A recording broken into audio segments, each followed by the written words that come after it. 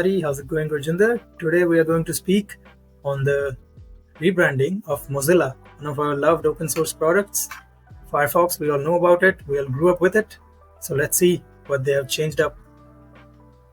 Yeah, I'm really excited to talk about this. I think I have some interesting thoughts, a couple mixed opinions. I can't wait to get into the debate. It's going to get heated. That'll be interesting. Let's go. Let's do it. So we're on the Jones Knowles Witchy website. Yep. Right off the bat, quirky animation, much more fun.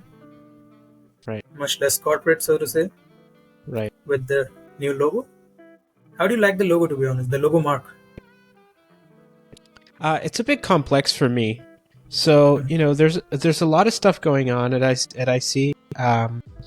I feel like, okay, so there's a typography component to it, and that's great. And then the icon happens on the right-hand side, which is a bit odd. It doesn't happen like that usually. It takes a minute to see kind of what that really is. And I think it's supposed to be that hidden dinosaur game, and it's sort of alluding to that, like it's like a flag, like a milestone. You cross that path, and then it kind of resembles a dinosaur face or a mouth of a dinosaur. So it's a little bit complicated for me at first glance, but I see what they're trying to do. So I get the message. Just takes a second. Right. Let's see what they have to say.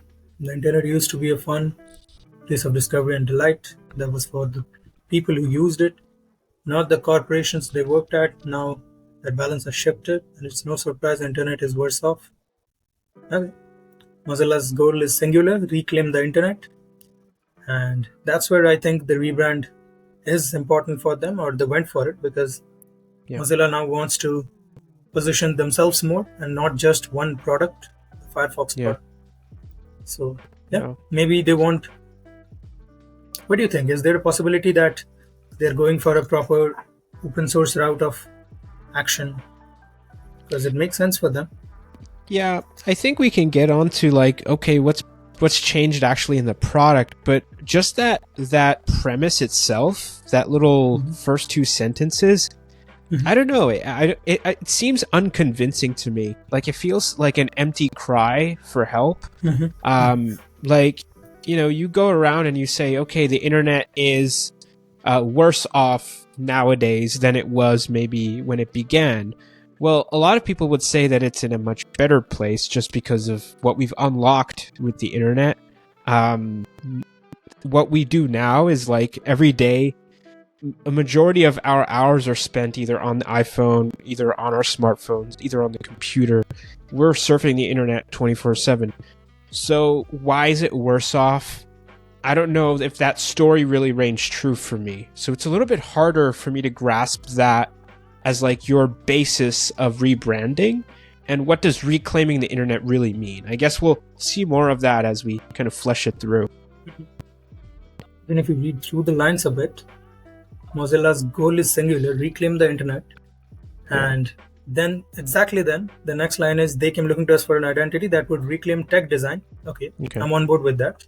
Okay. Power a global movement of activists, innovators and builders, because here's the fundamental difference between an activist and an innovator and a builder. They're separate. Yeah. Activists are not innovators or builders.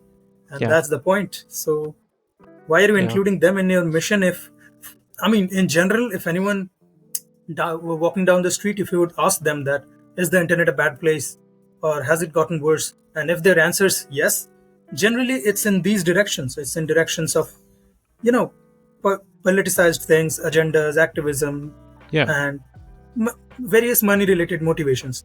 So if you're including that as part of your new mission as well, then you're right. It doesn't feel that convincing. Correct.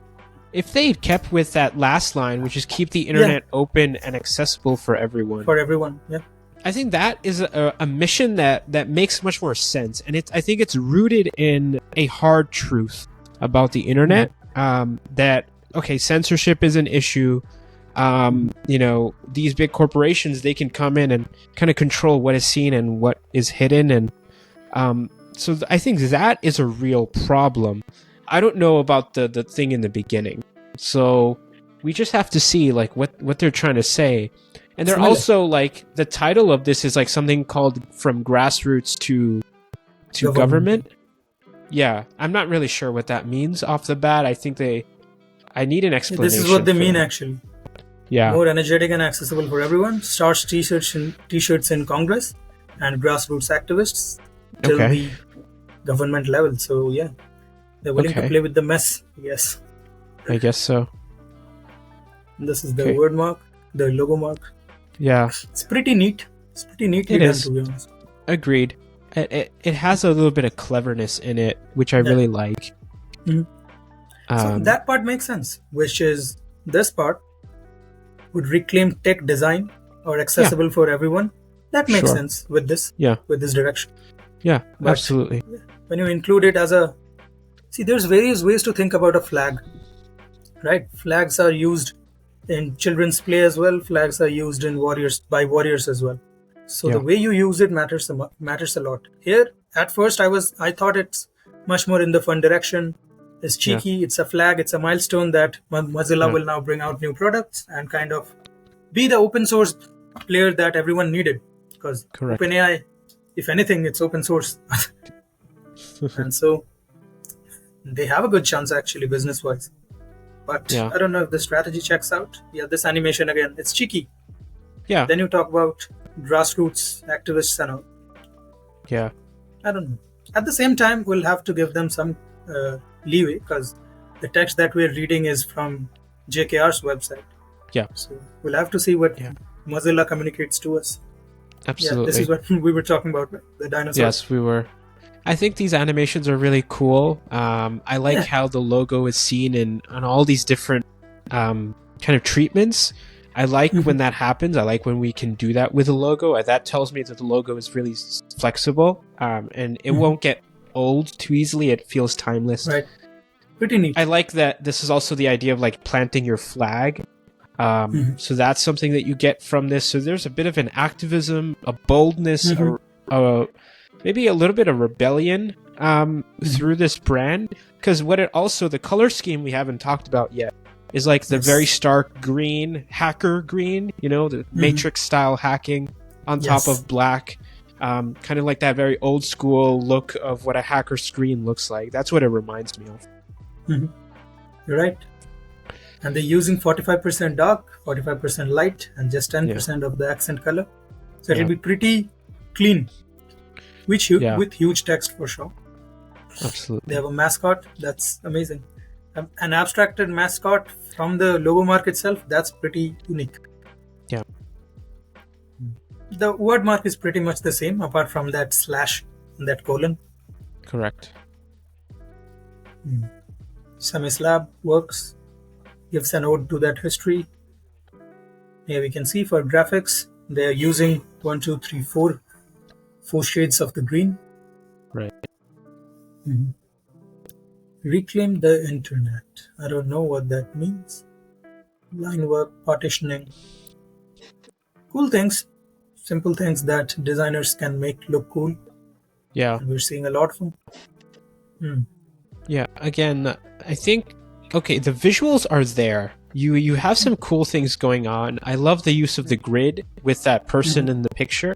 I like how on the left side there's like that 1 dot cutout, and on the right side it's kind of like 3 or 4 dots. So there's a bit of variety, right? There's a sense of variability, right? That you can really turn this into anything and it will still work with the brand. I like the little eye icon or that illustration on the bottom left. And I think they're going to show more of that later. That's really cool touch. Yeah. It goes back on that hacker kind of aesthetic that they're going after.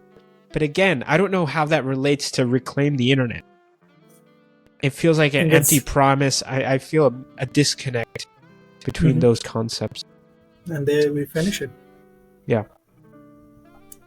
Interesting to see where Mozilla will take it from here. That will be the fun thing to see. Yeah, absolutely. I think there's more to this when we see it out used in the real world.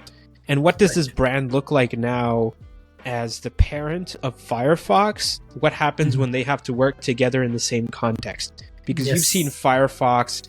It's like this, red-orange gradient.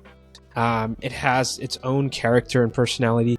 This one is a very simplified version with one kind of color as the basis. And another thing, I don't think we really saw like a huge color palette like we've seen with a lot of brands recently. So they've kept it to that very crunched number of colors. So interesting to see. Overall, really well made, polished look. I like some of the new things. It's just a disconnect with the creative concept. That's not giving me the reason to give this like a 10 out of 10. You're right. I'd probably put it at a 8 out of 10. And that's fair. But it makes sense from their perspective because I think they over-optimized on Firefox. And you can say that they lost the battle in a way. I don't know a lot of people using Firefox. Although a lot of them do actually. A lot of devs do, I'm sure. But absolutely. I think they are now taking the center stage as the parent company. They'll bring out new innovation. Hope so.